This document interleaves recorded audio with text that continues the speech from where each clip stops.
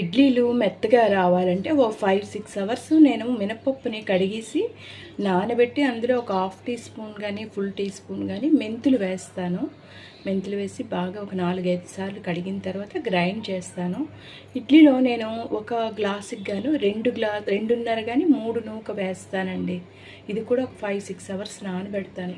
ఇలా నీరు చిలకరించడం వల్ల ఇడ్లీ ప్యాన్ అడుగు అంటుకోదండి. సరే ఇలా నీరు చల్లడం వల్ల అంటుకోదు ఇడ్లీ. ఇడ్లీ విత్ చట్నీ.